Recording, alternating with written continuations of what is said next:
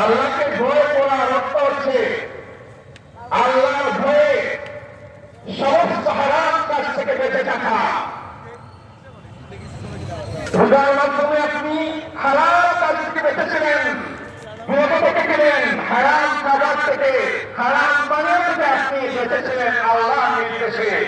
ওটা থেকে সেই শিক্ষা নেবেন যে বাকি জিন্দগিতে আপনার হাত দ্বারা, আপনার পা দ্বারা, আপনার চোখ দ্বারা, আপনার অন্তর দ্বারা আপনি কোনোভাবেই কোনো হারাম কাজ করতে পারবেন না।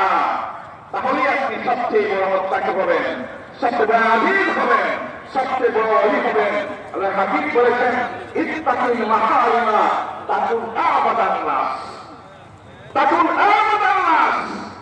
সবচেয়ে বড় আধীনকে, সবচেয়ে বড় অলিকে, সবচেয়ে শ্রেষ্ঠ আল্লাহর গোলামকে শুধু আপনি লম্বা জামা পরেন আমার মতো আর তাসবিহ দিচ্ছেন আর মিসওয়াক করেন, কিন্তু আমাদের মধ্যে অফিসে বসে আপনি দেবাস বসছিলেন, অফিসে বসে ঘুষা আপনি পায়ে টানলেন না, আপনি সুদের ব্যবসার সাথে জড়িত থাকলেন, আপনি মিথ্যার মাধ্যমে আপনার পেশাকে গ্রহণ করলেন, আপনার সম্পদ বন্ধন করেন, আপনি মিথ্যা সাক্ষ্য দিলেন, আপনি জীবনভর এই সমস্ত মিথ্যা কাজের সাথে আপনি সম্পৃক্ত থাকলেন।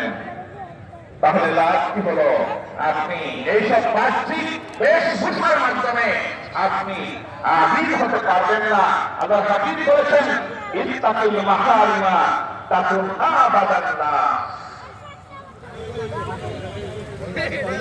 এই যে আপনি তাকওয়া মানে হচ্ছে আপনি বলেন আব্দুল আজিজ রাহিমাহুল্লাহ তিনি বলেছেন, লাইসা বিতাকওয়াল্লাহি বিসিয়ামিন নাহার ওয়ালা বিকিয়ামিল লাইল ওয়াত তাহলিল ফিমা বাইনা যালিকা।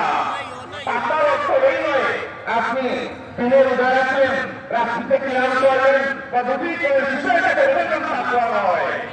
ওয়ালাকিন তাকওয়াল্লাহি তারকু মা হারামাল্লাহ ওয়া আদাউ মা ফতারাল্লাহ।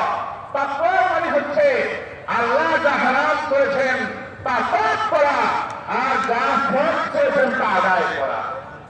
আর সেই ফরজ পাওয়া যাবে কোথায়? হারামের জিনিস পাওয়া যাবে কোথায়? কোরআনে কারিমের মধ্যে পাওয়া যাবে। এই জন্য রমজানের সর্বশ্রেষ্ঠ উপহার ছিল আল কোরআন।